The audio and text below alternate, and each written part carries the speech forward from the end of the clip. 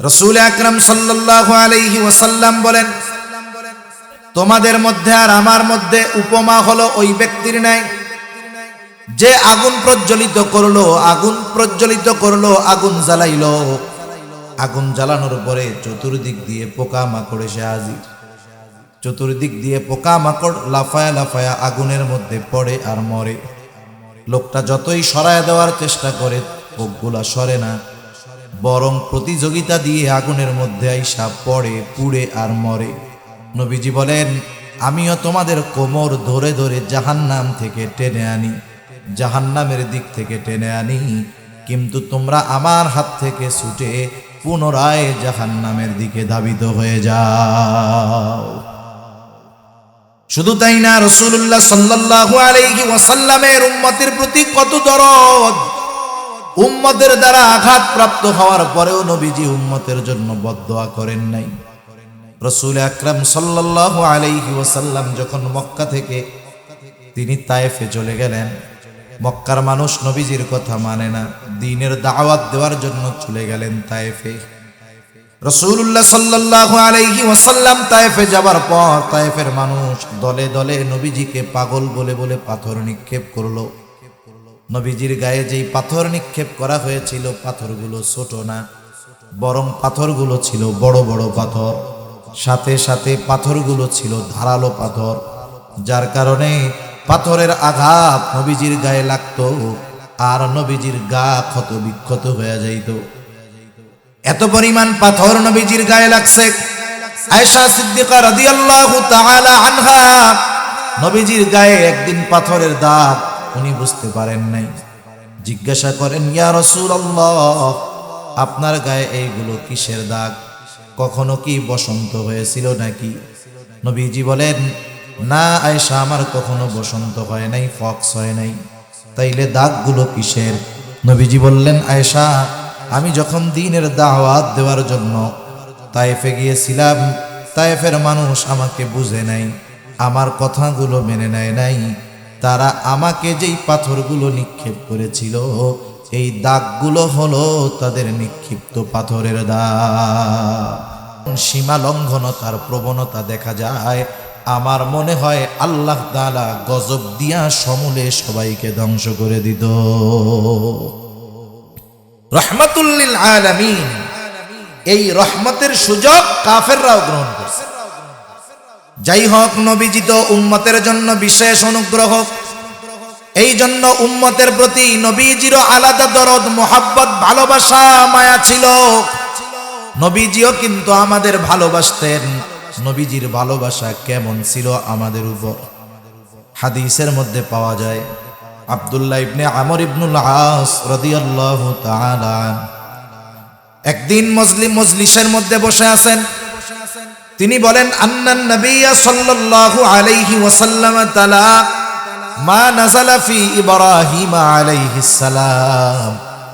রাসূল আকরাম সাল্লাল্লাহু আলাইহি ওয়াসাল্লাম তিলাওয়াত করলেন, আল্লাহ রাব্বুল আলামিন যা ইব্রাহিম আলাইহিস সালামের ব্যাপারে নাজিল করেছেন। ইব্রাহিম আলাইহিস সালামের ব্যাপারে আল্লাহ তাআলা কি নাজিল করলেন? ইব্রাহিম আলাইহিস সালাম তার গুনাহগার উম্মতের জন্য আল্লাহ তাআলার কাছে দোয়া করেছে।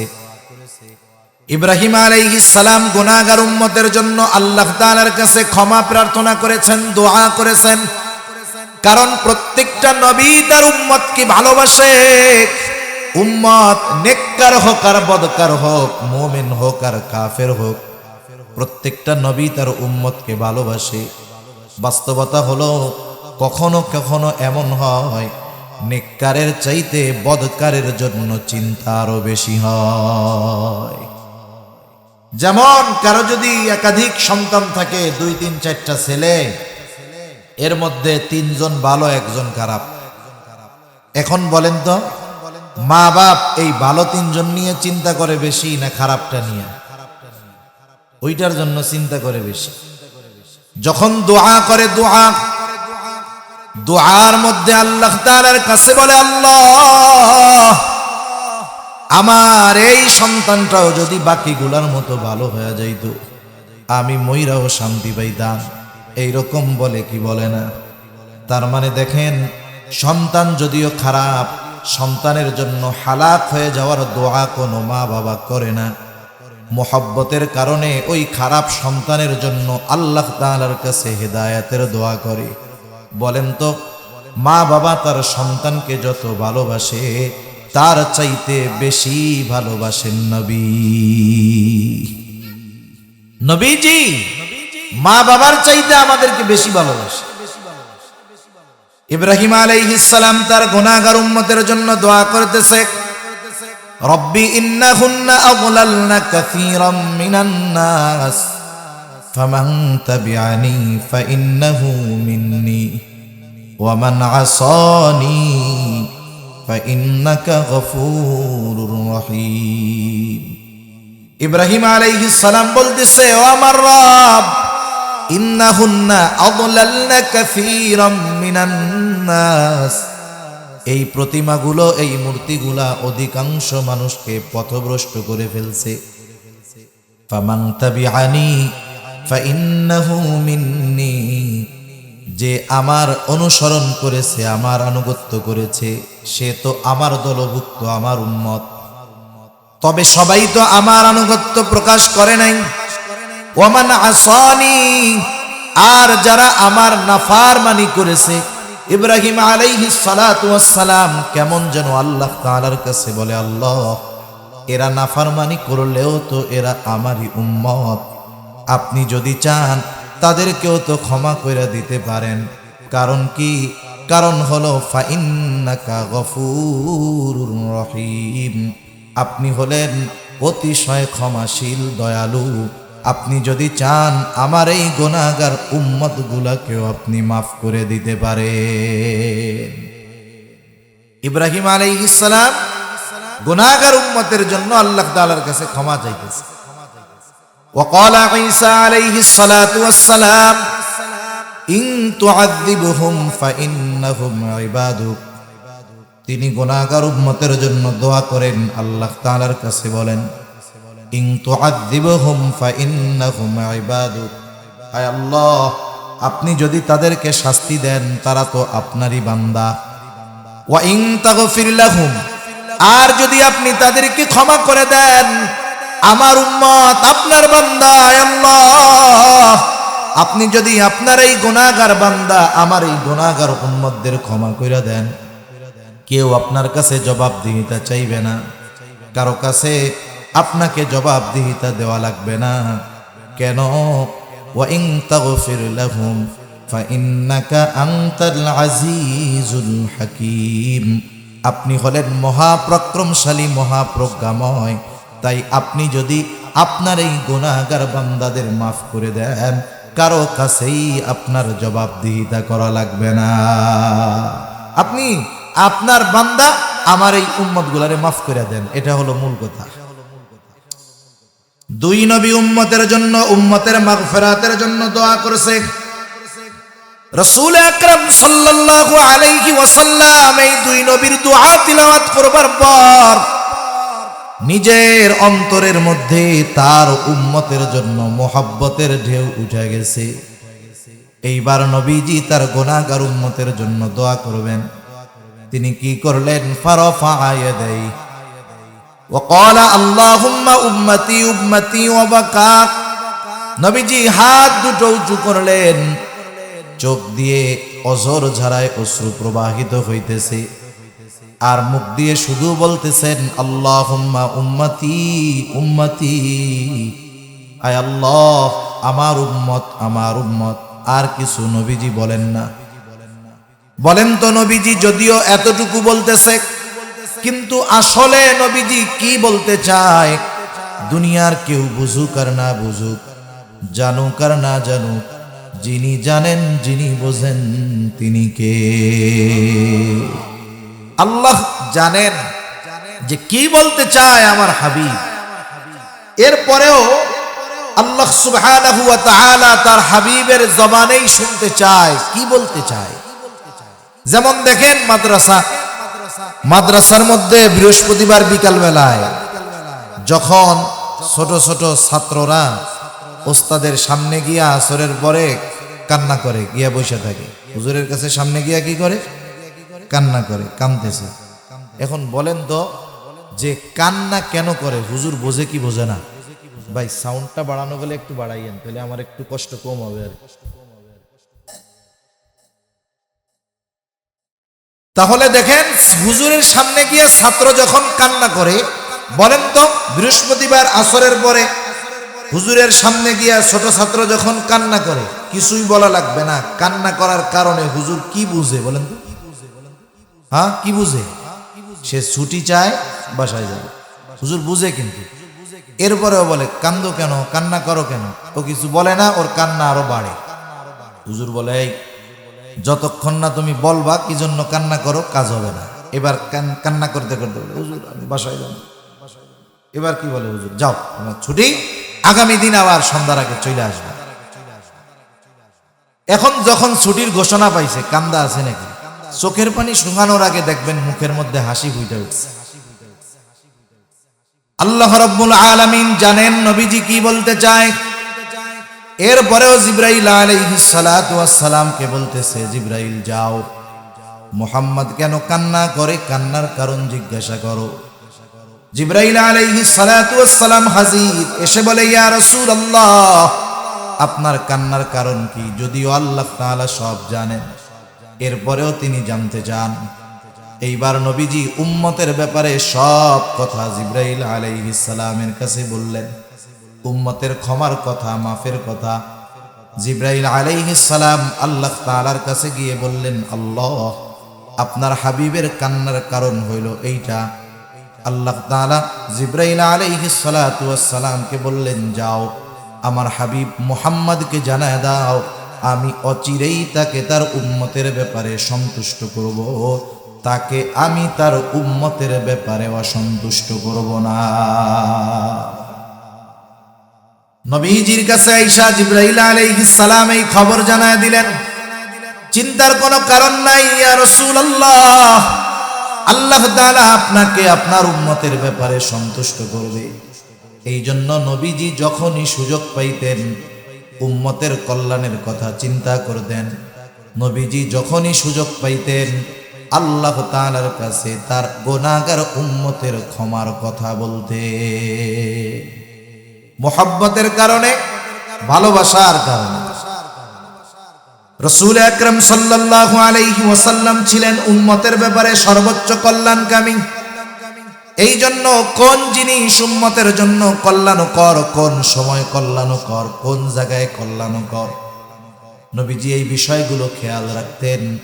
হাদিসের মধ্যে আসছে নবীজি সাল্লাল্লাহু আলাইহি ওয়াসাল্লাম বলেন, আল্লাহ তাআলা প্রত্যেকটা নবীকে এক একটা স্পেশাল দোয়া করার সুযোগ দিয়েছে এবং ওই দোয়াটা কবুল করার প্রতিশ্রুতি আল্লাহ তাআলা দিয়েছেন। সব নবী দুনিয়ায় তার উম্মতের ব্যাপারে ওই দোয়া করে ফেলছে, আর ওই দোয়াটা আমি সংরক্ষণ করে রেখেছি। কিয়ামতের দিন আমার উম্মত যখন বিপদে পড়ে যাবে, মুসিবতে পড়ে যাবে, ওই দোয়াটাকে আমি সুপারিশ হিসাবে ওই দিন আমার উম্মতের জন্য আমি ওই দোয়াটা করব। নবীজি জানেন যে দুনিয়ায় এই দোয়াটা করার চাইতে আখিরাতে কাজে লাগবে বেশি। এই জন্য দুনিয়াতে না কইরা আল্লাহ নবী আখিরাতের জন্য ওইটারে জমায় রাখছেন। রাসূল আকরাম সাল্লাল্লাহু আলাইহি ওয়াসাল্লাম উম্মতের পথভ্রষ্টতার কারণে নবীজি চিন্তিত হয়ে যাইতেন। দ্বীনের উপরে না আসার কারণে নবীজি চিন্তিত হয়ে যাইতেন। নবীজি যখন প্রাথমিক দিকে মক্কার কাফেরদের মধ্যে দাওয়াত দেন, যদিও কাফেরদের মধ্যে দাওয়াত দেন, তথাপি কাফেররাও নবীজিকে ভালো মতো চিনে, নবীজিও তাদেরকে চিনেন। কোনো অপরিচিত পরিবেশে গিয়ে উনি দাওয়াত দিয়েছেন বিষয়টা এমন নয়, বরং মক্কার মানুষেরা নবীজির 40 বছরের হায়াত সম্পর্কে জানে। তাদের সামনে নবীজির শৈশব, কৈশোর, যৌবন অতিবাহিত হয়েছে। তারা জানে মুহাম্মদ কেমন মানুষ, মুহাম্মাদের চরিত্র কেমন। মক্কার কাফেররা খুব ভালো মতো জানে। এই জন্যই তো মক্কার কাফেরেরা আমার আপনার নবীজি নবুয়ত প্রাপ্ত হওয়ার আগেই ওই মক্কার কাফেরেরা আমার আপনার নবীজির চরিত্র মাধুরীতে সন্তুষ্ট হয়ে নবীজির উপাধি দিয়েছে আল আমিন, আস-সাদিক, সত্যবাদী, আমানতদার। ওই সত্যবাদী আমানতদার মানুষটা যখন ওই মক্কার কাফেরদের কাছে গিয়ে চিরন্তন সত্যর দাওয়াত দেওয়া শুরু করলেন, মক্কার কাফেররা নবীজির দাওয়াত গ্রহণ করেন না। নবীজি চিন্তিত যে এরা যতই আমার কাছের মানুষ হোক না কেন, যতই আপনজন প্রিয়জন হোক না কেন, এরা যদি কোনো উপায় নাই, এদের ঠিকানা হয়ে যাবে জাহান্নাম। নবীজি চিন্তিত হয়ে গেছে। চিন্তা পেরেশানিতে খাওয়া দাওয়া কমে যায়, স্বাভাবিক বিষয়। রাসূল আকরাম সাল্লাল্লাহু আলাইহি ওয়াসাল্লাম চিন্তায় খাওয়া দাওয়া কমায় দিয়েছেন, অসুস্থ হয়ে গেছেন। অসুস্থতার মাত্রা এতটা বেশি, আল্লাহ তাআলা ওহী নাজিল করে বলেন, লাআল্লাকা বাখিউন নাফসাকা আল্লা ইয়াকুনু মুমিনিন। আল্লাহ রাব্বুল আলামিন বলেন, তারা ঈমান না আনার কারণে আপনি হয়তো নিজেকে নিজে নিঃশেষ করে দিবেন, আপনি নিজেকে মৃত্যু মুখে ঠেলে দিচ্ছেন তারা ঈমান না আনার কারণে।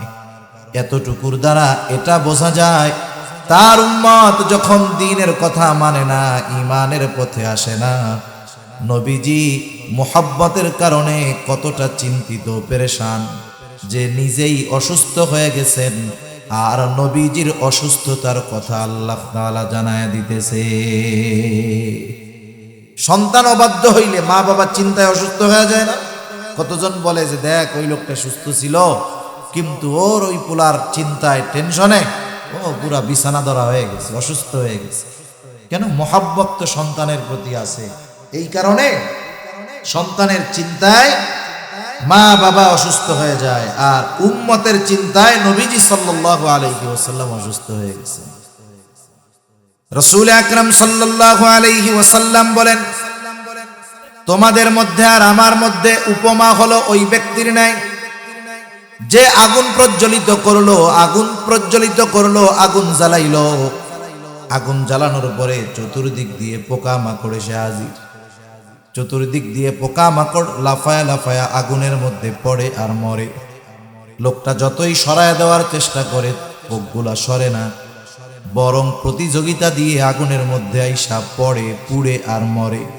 নবীজি বলেন, আমিও তোমাদের কোমর ধরে ধরে জাহান্নাম থেকে টেনে আনি, জাহান্নামের দিক থেকে টেনে আনি, কিন্তু তোমরা আমার হাত থেকে ছুটে পুনরায় জাহান্নামের দিকে ধাবিত হয়ে যাও।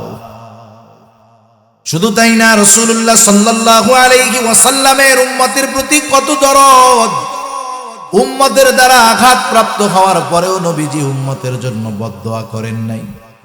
রাসূল আকরাম সাল্লাল্লাহু আলাইহি ওয়াসাল্লাম যখন মক্কা থেকে তিনি তায়েফে চলে গেলেন, মক্কার মানুষ নবীজির কথা মানে না, দ্বীনের দাওয়াত দেওয়ার জন্য চলে গেলেন তায়েফে।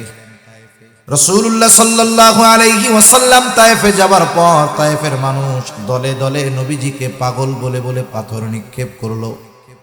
নবীজির গায়ে যেই পাথর নিক্ষেপ করা হয়েছিল, পাথরগুলো ছোট না, বরং পাথরগুলো ছিল বড় বড় পাথর, সাথে সাথে পাথরগুলো ছিল ধারালো পাথর, যার কারণে পাথরের আঘাত নবীজির গায়ে লাগতো আর নবীজির গা ক্ষত বিক্ষত হয়ে যাইত।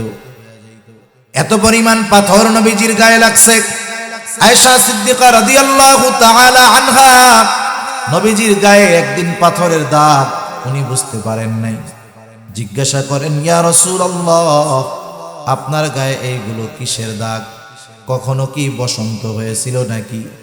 নবীজি বলেন, না আয়েশা, আমার কখনো বসন্ত হয় নাই, ফক্স হয় নাই। তাইলে দাগগুলো কিসের?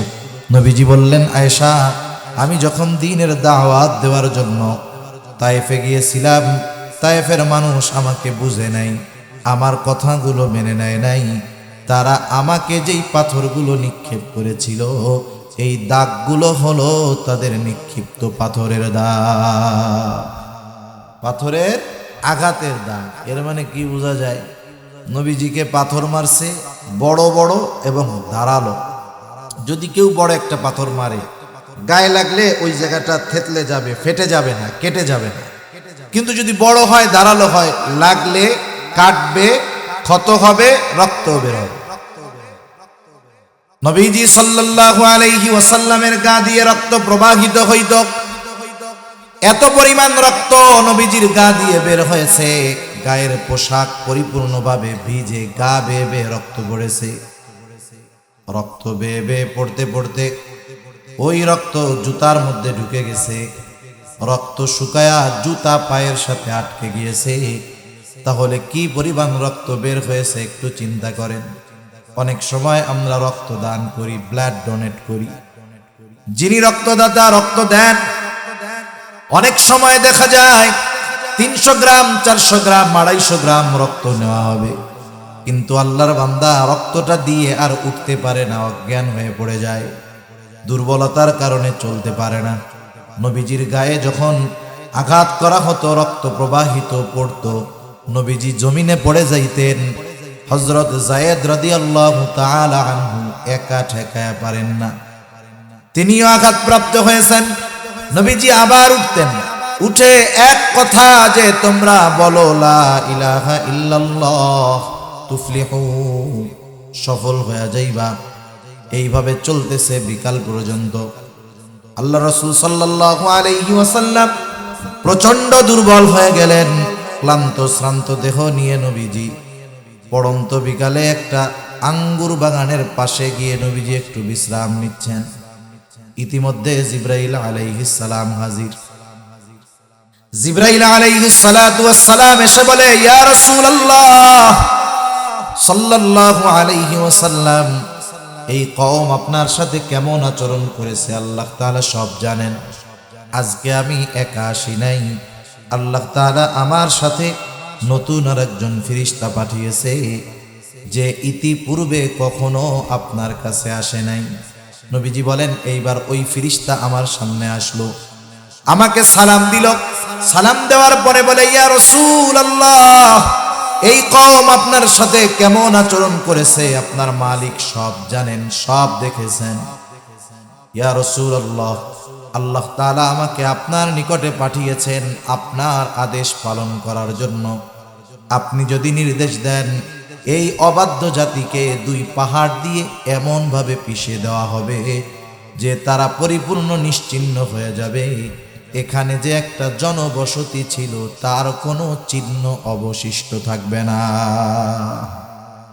আপনি যদি শুধু নির্দেশ দেন তাইলে হবে। রাসূল আকরাম সাল্লাল্লাহু আলাইহি ওয়াসাল্লাম এই সুযোগ পাওয়ার পরেও কি করছেন? আমরা হইলে কি করতাম? আমরা তো প্রতিশোধ পরায়ণ। আমরা কি বলেন না, প্রতিশোধ পরায়ণ। আমরা 20 বছর আগের ছোটখাটো বিষয়ের প্রতিশোধ নেওয়ার সুযোগ পাইলেও সেটা ছাড় দেই না। চিন্তা করি, এখন আমার খুব পাওয়ার, 20 বছর আগে ওই লোক আমার দিকে চোখ বড় করে তাকাইছিল, আজকে আমার পাওয়ার আছে, ওর চোখ দুইটাই উঠাইয়া দিলাম। করে না এরকম? ছোট ছোট বিষয় নিয়ে বড় বড় প্রতিশোধ মানুষ নিয়ে বসতেছে, চিন্তাই করে না। অথচ রাসূলুল্লাহ সাল্লাল্লাহু আলাইহি ওয়াসাল্লাম ক্ষমা পরায়ণ ছিলেন, প্রতিশোধ পরায়ণ নবীজি ছিলেন না। রাসূল আকরাম সাল্লাল্লাহু আলাইহি ওয়াসাল্লামের চিন্তাধারা ছিল সুদূর প্রসারী। যখন এই কথা ফেরেশতা বলছে, নবীজি আরাম করতেছিলেন, একটু উঠা বসলেন। কেমন যেন নবীজি বলতেছে, তুমি তো বলতেছো আদেশ দেন 2 পাহাড় একত্রিত কইরা ওদেরকে পিষে দেই, কিন্তু তোমার এই কথা আর আমি তো আল্লাহ তাআলার কাছে আশা করি ভিন্ন। নবীজি তখন বললেন, বাল আরজু আন ইয়াখরুজাল্লাহু মিন আসলাবিহিম মান ইয়াবুদুল্লাহ ওয়াহদাহু ওয়া লা ইউশরিকু বিহি শাইআ। নবীজি সাল্লাল্লাহু আলাইহি ওয়াসাল্লাম বললেন, বরং আমি তো আল্লাহ তাআলার কাছে এই আশা পোষণ করি যে আল্লাহ তাআলা এদের মধ্য থেকে এমন এক জাতি বের করবে, এমন এক প্রজন্ম বের করবে যারা এক আল্লাহর ইবাদত করবে, তার সাথে কারো শরীক করবে না। তুমি তো বলতেছো আদেশ দেন 2 পাহাড় মিশাইয়া পিষে দেই, আর আমি তো আশা করতেছি এদের অবস্থা যা হয় হোক, হয়তো আল্লাহ তাআলা এদের মধ্য থেকে এমন মানুষ বের করবে যে ওরা এক আল্লাহর ইবাদত করবে, কারো সাথে শরীক করবে না। নবীজি সাল্লাল্লাহু আলাইহি ওয়াসাল্লামের কিয়ামত পর্যন্ত যত উম্মত আসবে তাদের প্রতি ভালোবাসার নিদর্শন নবীজি রেখে গেছেন। রাসূলুল্লাহ সাল্লাল্লাহু আলাইহি ওয়াসাল্লাম একদিন সাহাবায়ে কেরামের সাথে পথ চলতেছিলেন। হঠাৎ করে নবীজি বলেন, আমার ভাইদেরকে দেখতে মন চায়। সাহাবায়ে কেরাম বলে, ইয়া রাসূলুল্লাহ, আমরা কি আপনার ভাই নই? নবীজি বললেন, তোমরা আমার সাহাবী, তাহলে আপনার ভাই কারা? নবীজি বললেন, আমার ভাই হলো তারা যারা আমার পরে আমাকে না দেখে আমার উপরে ঈমান আনবে, তারা হলো আমার ভাই। এর দ্বারা নবীজি কিয়ামত পর্যন্ত যত মুমিন আসবে সব উম্মতের প্রতি দরদ, মোহাব্বত, ভালোবাসার চিহ্ন নবীজি রেখে গেছেন। সুবহানাল্লাহ। নবীজির প্রতি উম্মতের প্রতি নবীজির দরদ কত বেশি বলতে গেলে আরো অনেক লম্বা সময় চলে যাবে। দেখেন, এই দরদ, এই মায়া, এই ভালোবাসা, এটা যে শুধু দুনিয়ায় তা না, পরকালেও নবীজি আমাদের সবচাইতে বেশি ভালোবাসবে। সুবহানাল্লাহ। কিয়ামতের দিন, যেই দিন দুনিয়ার কোন আপনজন প্রিয়জন আমার আপনার পরিচয়কে স্বীকার করতে চাইবে না, কিয়ামতের দিন ওই মুসিবতের সময় নিজের মা তার সন্তানকে চিনবে না, বাবা তার সন্তানকে চিনবে না, স্বামী স্ত্রীকে, স্ত্রী স্বামীকে চিনবে না। আল্লাহ তাআলা কোরআনুল কারীমের মধ্যে সেই অবস্থার কথা বর্ণনা করে বলেন, ইয়াউমা ইয়াফিরুল মারউ মিন আখিহি ওয়া উম্মিহি ওয়া আবিহি ওয়া সাহিবাতিহি ওয়া বানিহি। আল্লাহ তাআলা বলেন, কিয়ামতের দিন ভাই ভাইয়ের থেকে পলায়ন করবে, ওয়া উম্মিহি ওয়া আবিহি, পিতামাতা থেকে পলায়ন করবে, ওয়া সাহিবাতিহি ওয়া বানিহি, স্ত্রী সন্তানদের থেকে পলায়ন করবে। কেউ কারো সামনে যাইতে চাবে না, কেউ কারো সাথে দেখা হোক এটাও চাইবে না। বরং মানুষ তো এমনও কথা কিয়ামতের দিন আল্লাহ তাআলার কাছে বলবে, আল্লাহ, আপনি দুনিয়ার সব মানুষকে জাহান্নামে দিয়ে হলেও আমাকে আপনি মাফ করে জান্নাত দিয়ে দেন। ওই দিন মা সন্তানকে চিনবে না, অথচ দুনিয়ায় মা সন্তানকে বেশি ভালোবাসে কি বাসে না? কথা বলেন না কেন? বাসে নাকি আপনাদের মা ভালোবাসে না? আপনাদের ওই দিন মা দুনিয়ায় যত ভালোবাসুক, মা সন্তানের পরিচয়কে অস্বীকার করবে। কিন্তু রাসূলুল্লাহ সাল্লাল্লাহু আলাইহি ওয়াসাল্লাম ওই মুসিবতের দিন উম্মতকে ভুলবেন না। নবীজি ওই দিন নিজের চিন্তায় চিন্তিত থাকবেন না, নবীজি তার উম্মতের চিন্তায় বিভোর থাকবেন। হাদিসের মধ্যে আসছে, নবীজি একবার দৌড়ে চলে যাবেন ফুলসিরাতের কাছে। না জানি তার কোন উম্মত ফুলসিরাত পাড়ি দিতে গিয়ে ব্যর্থ হয়ে যায়। আবার দৌড়ে চলে যাবেন নবীজি হাউজে কাউসারের কাছে। না জানি কোন উম্মত পানি পান থেকে মাহরুম হয়ে যায়। আবার দৌড়ায় চলে যাবেন মিজানের কাছে। না জানি তার কোনো উম্মত ওজনের সময় ধরা পড়ে যায়। আবার দৌড়ায় চলে যাবেন জাহান্নামের কাছে। না জানি তার কোনো উম্মতকে জাহান্নামে দিয়ে দেওয়া হয়। আবার যখন উম্মতের জন্য কোনো সুপারিশের দরকার হবে, নবীজি আল্লাহর কুদরতি কদমে সেজদায় পড়ে যাবে। এভাবে চলতে থাকবে। সব নবী জান্নাত অভিমুখে রওনা হয়ে যাবে। জান্নাতের দোরগোড়ায় পৌঁছায়া যাবে, দেখবে জান্নাতের দরজা বন্ধ, খোলা হয় নাই। জিজ্ঞাসা করা হবে, কি ব্যাপার, জান্নাতের দরজা খোলো না কেন? জান্নাতের পাহারাদারেরা জবাব দিবে, যিনি আসলে জান্নাতের দরজা খোলা হবে তিনি এখনো আসেন নাই। তিনি কে? তিনি কোথায় আছেন? জবাবে বলা হবে, তিনি হলেন মুহাম্মাদুর রাসূলুল্লাহ সাল্লাল্লাহু আলাইহি ওয়াসাল্লাম। তিনি না আসা পর্যন্ত জান্নাতের দরজা খোলা হবে না। কোথায় তিনি? তিনি এখনো হাসরের ময়দানে উম্মতের চিন্তায় বিভোর। যতক্ষণ না আল্লাহ তাআলার কাছ থেকে তার ওই উম্মত যার যাররা পরিমাণ ঈমান ছিল তার ব্যাপারেও যতক্ষণ না আল্লাহ তাআলার কাছ থেকে জান্নাতের নিশ্চয়তা নবীজি পাবেন, ততক্ষণ পর্যন্ত নবী নিজে জান্নাতে প্রবেশ করবে না। আমরা ওই নবীর উম্মত যেই নবীর আমাদের প্রতি এত ভালোবাসা, এ ভালোবাসার গভীরতা কত বেশি যে উম্মতের প্রতি নবীজির ভালোবাসার স্বয়ং সাক্ষ্য দিয়েছেন আল্লাহ। কে দিয়েছেন বলেন? অনেক সময় সাক্ষীকে এর উপরে কথাটাকে গ্রহণ করা হয়। মনে করেন একজন একটা কথা বলতেছে, ভাই এই কাজটা আমি করেছি, এখন বলে না তুমি যে করছো তোমার সাক্ষীকে, অথবা করো নাই তোমার সাক্ষীকে।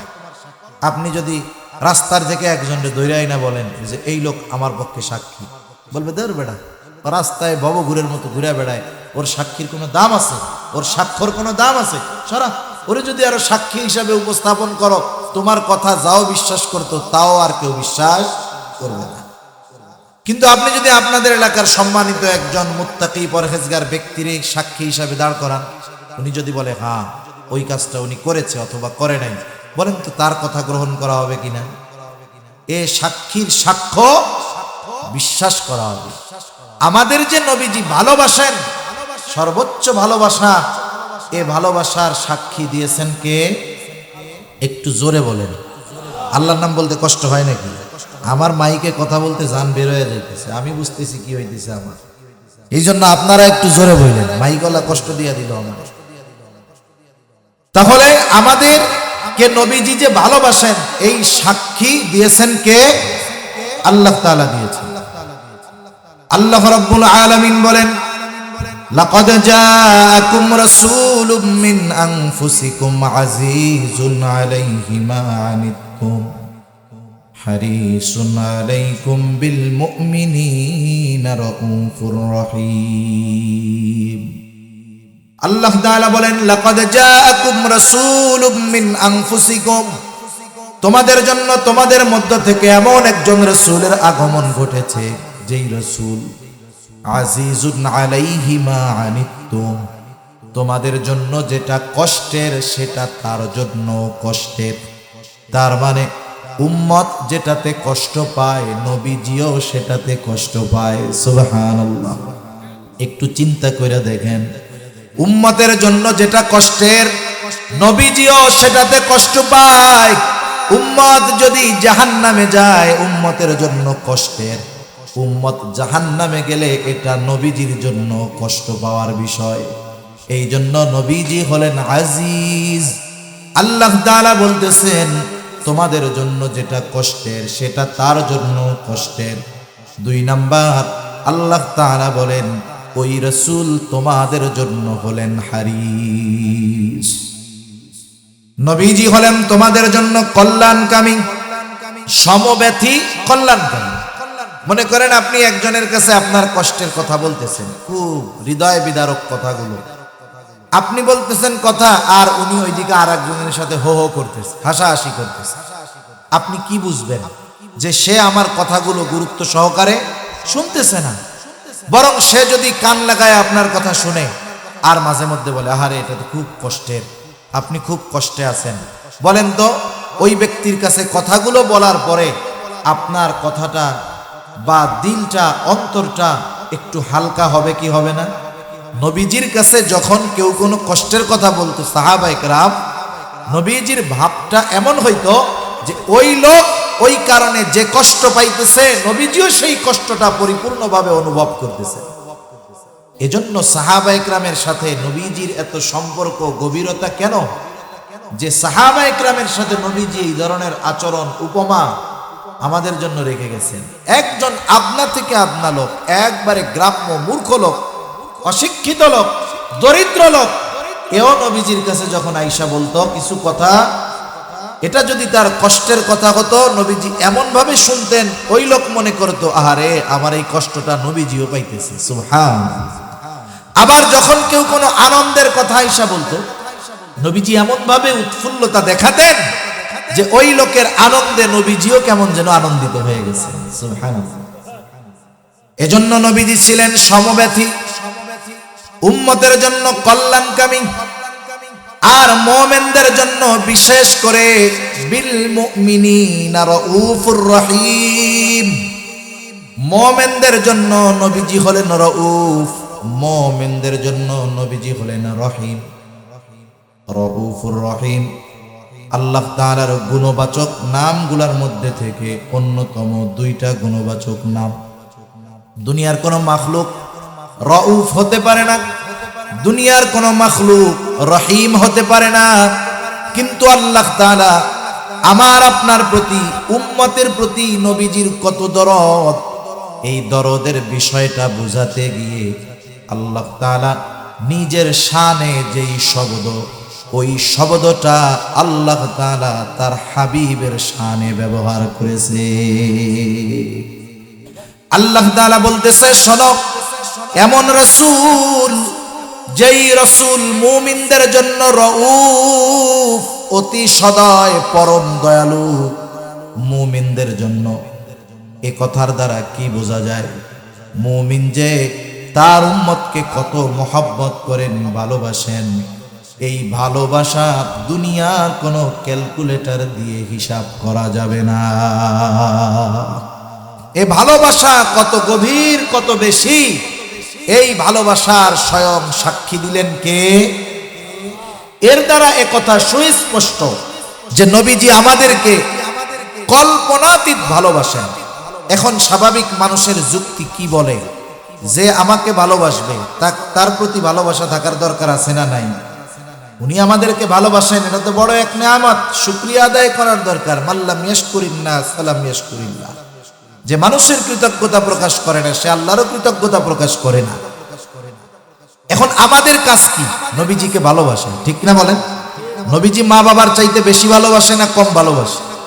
তাইলে নবীজিকে আমাদের কি মা বাবার চাইতে বেশি ভালোবাসতে হবে না কম ভালোবাসতে হবে? বলেন তো, আমরা আমাদের নিয়ে যত চিন্তিত, তার চাইতে নবীজি বেশি চিন্তিত না কম চিন্তিত? এটা মনে রাখেন। আমরা আমাদের ব্যাপারে যত চিন্তিত, আমরা নিজের ব্যাপারে যত চিন্তিত, তার চাইতে নবীজি আমাদের ব্যাপারে বেশি চিন্তিত। সুবহান। এখন সেই নবীর প্রতি আমাদের জীবনের চাইতে বেশি ভালোবাসা থাকার দরকার আছে না নাই? আরে মা বাবার প্রতি ভালোবাসা আপ ডাউন হওয়ার সুযোগ আছে। মা বাবার প্রতি ভালোবাসা বাড়বে, কিন্তু মা বাবা যদি আল্লাহর নাফরমানি করে ভালোবাসা কমবে। যদি প্রয়োজনে বাবার বিরুদ্ধে অস্ত্র ধারণ করতে হয়, দ্বীনের কারণে অস্ত্র ধারণ করতে হবে। সাহাবায়ে কেরাম দেখায় গেছে, ঠিক কিনা বলেন? উপমা উদাহরণ আছে, বুড়ি বুড়ি ঘটনা আছে, বলার সুযোগ নাই।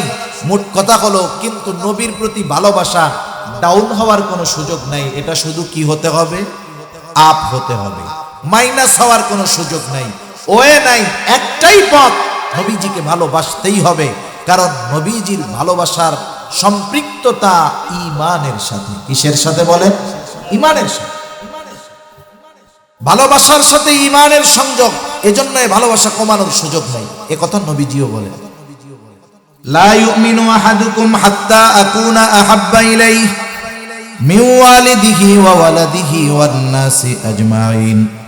নবীজি বলেন, তোমাদের মধ্যে কেউ ততক্ষণ পর্যন্ত মুমিন হতে পারবে না যতক্ষণ না সে তার সন্তান সন্ততি পিতা মাতা, এক কথা সকলের চাইতে আমি নবীকে বেশি ভালো না বাসবে। তাহলে মুমিন যদি হতে হয়, এক কথায় সকলের চাইতে, নিজের জীবনের চাইতেও নবীজিকে বেশি ভালোবাসতে হবে। এখন নবীজিকে তো আমরা সামনে পাই নাই, সাহাবায়ে কেরাম নবীজিকে সামনে পেয়েছেন, বিদায় ভালোবাসার উপমা রেখে গিয়েছেন। আবু বকর সিদ্দিক নবীজির কথায়, নবীজির ভালোবাসায় নিজের ঘরের সব সম্পদ আইনা নবীজির কাছে পেশ করেছেন। হযরত তালহা উহুদের ময়দানে নবীজি যখন গর্তের মধ্যে পড়ে গিয়েছে, নবীজি মাথা উঠায়, উপর দিয়ে তীর যায়, বর্ষা যায়। হযরত তালহা নিজের বুকটাকে নবীজির জন্য ঢাল বানায় দিয়েছে। কিন্তু আমরা তো নবীজিকে সামনে পাই নাই, তাহলে নবীজিকে সর্বোচ্চ ভালোবাসার উপমা আমরা কেমনে দেখাবো এ বিষয়টাও নবীজি আমাদের জানায় গিয়েছে। নবীজিকে ভালোবাসার পদ্ধতি নবীজি বলে দিয়েছেন। সেই জন্য আমরা নিজেরা যদি পদ্ধতি বানাই, ওই পদ্ধতি গ্রহণযোগ্য হবে না। নবীজিকে ভালোবাসার পদ্ধতি নবীজি জানায় দিয়া বলেন, মান আহাব্বা সুন্নতি ফাকাদ আহাব্বানি, ওয়ামান আহাব্বানি কানা মাই ফিল জান্নাহ। নবীজি বলেন, যে আমার সুন্নাতকে ভালোবাসলো সে আমি নবীকে ভালোবাসলো, আমি নবীকে যে ভালোবাসলো সে আমি নবীর সাথে জান্নাতে অবস্থান করবে। আমরা নবীর সাথে জান্নাতে থাকতে চাই না? চাই। কে না চাই? সাহাবায়ে কেরাম যখন শুনছেন যে যাকে ভালোবাসে তার সাথে অবস্থান করবে, এর চাইতে বেশি খুশি ওনারা আর হন নাই এই কথা শুই না। হযরত আনাস রাদিয়াল্লাহু তাআলা আনহু থেকে বর্ণিত, এক গ্রাম্য সাহাবী আয়েশা নবীজিকে প্রশ্ন করছে মাতাস সাআহ। তার প্রশ্নের ভাবে নবীজি তার প্রশ্নের জবাব না দিয়ে উল্টা তাকে প্রশ্ন করছে মা আ'দাত্তা লাহা। তুমি যে কিয়ামতের জন্য অপেক্ষা করতেছো, কিয়ামত কখন আসবে বলতেছো, তুমি কিয়ামতের জন্য কি প্রস্তুতি নিয়েছো? লোকটা গ্রাম্য মানুষ, সহজ সরল উত্তর, আমি আল্লাহ এবং তার রাসূলকে ভালোবাসি। নবীজি দেখলেন এই লোকের কথার জবাবের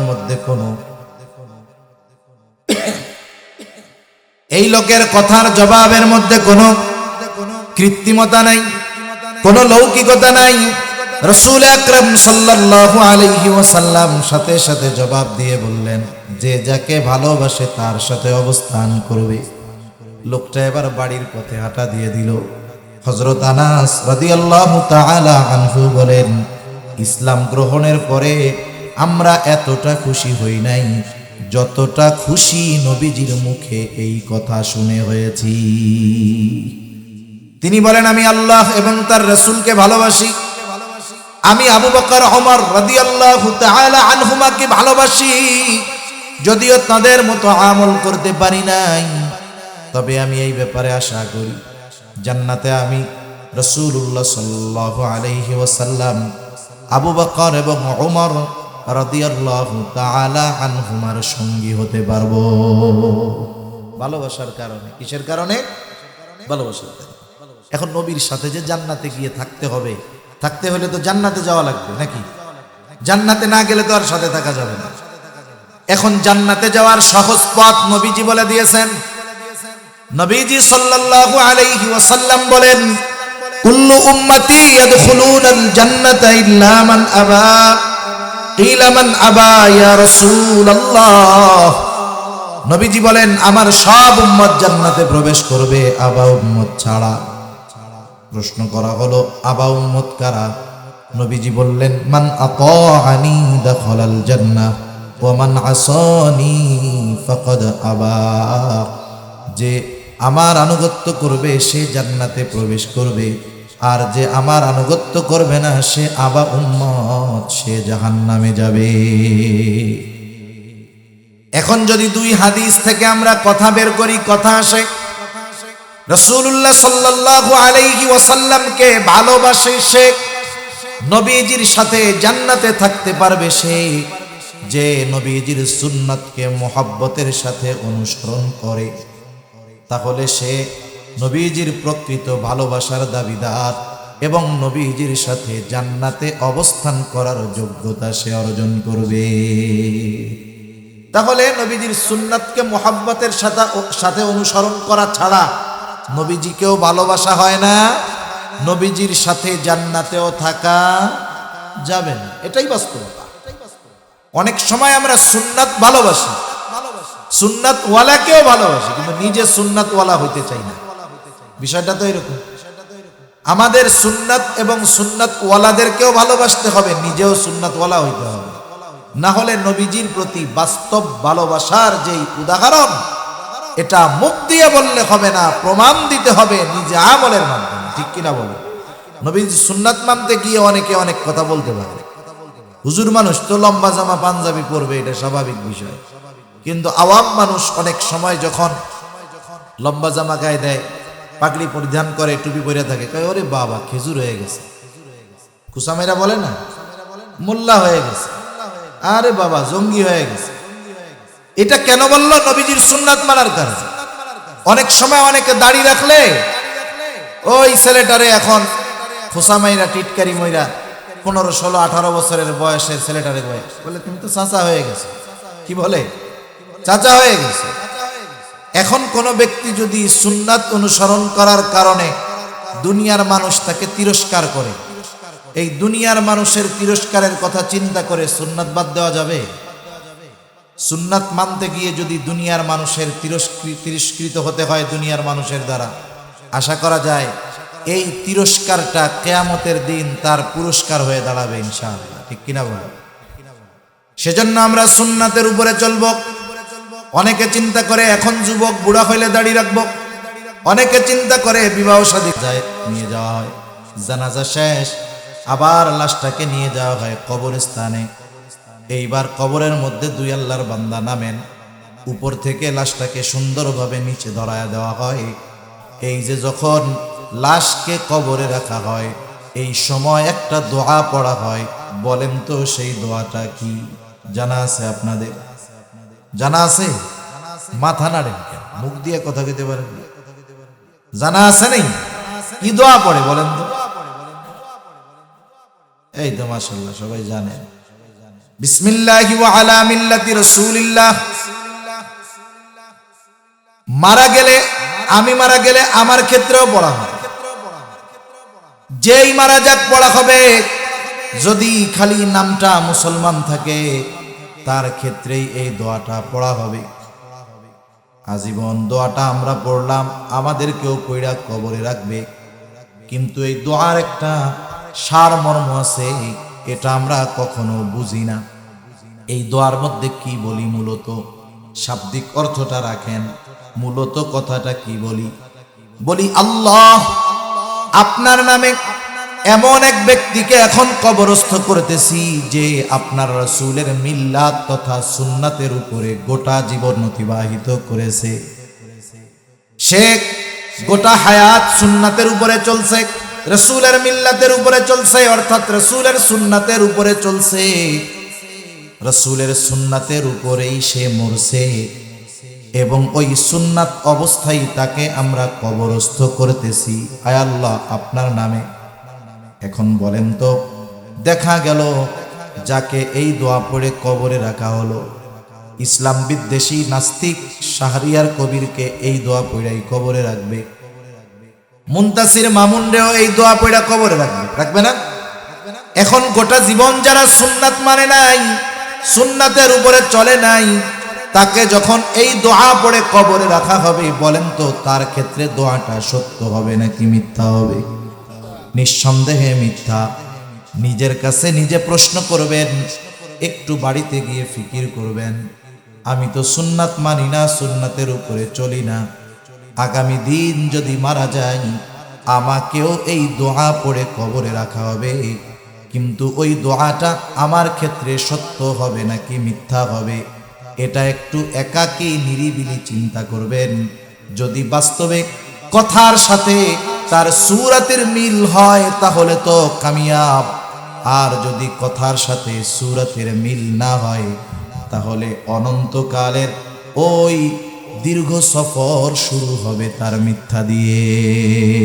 ঠিক কিনা? এজন্য আমরা নবীজির ভালোবাসা সুন্নাত অনুসরণের মাধ্যমে প্রমাণ দিব ইনশাআল্লাহ। আল্লাহ সুবহানাহু ওয়া তাআলা আমাদের সবাইকে যথাযথভাবে সুন্নাতের অনুসারী হওয়ার তৌফিক আল্লাহ তাআলা দান করুন। সকলে বলি আমিন। আল্লাহ তাআলা আমাদের হৃদয়কে আল্লাহ এবং তার রাসূলের মুহাব্বত দিয়ে ভরপুর করে দিন। সকলে বলি আমিন। ওয়া আখিরু দাওয়ানা আনিল হামদুলিল্লাহি রাব্বিল আলামিন। আসসালামু আলাইকুম ওয়া রাহমাতুল্লাহি ওয়া বারাকাতুহু।